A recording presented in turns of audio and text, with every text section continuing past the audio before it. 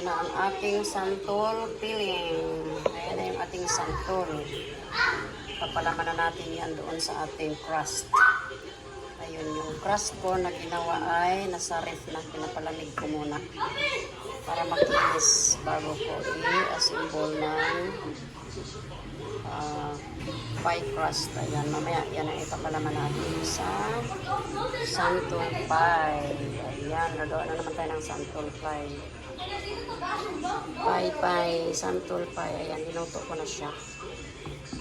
Papalaman na natin yan.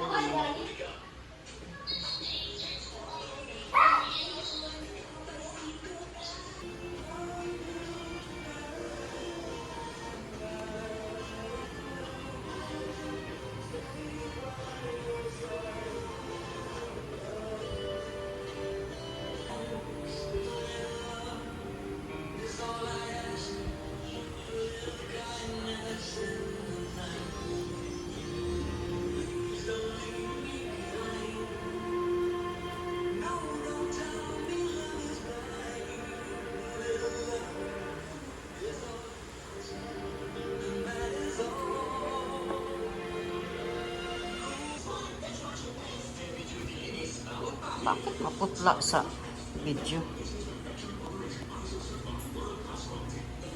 Ayan. Ayan ang ating santol pie, mga guys. Santol pie, ganggang. Ayan na ang aking santol pie, luto na. Bakit pag sa video maputla? I-brown naman yan dito sa personal.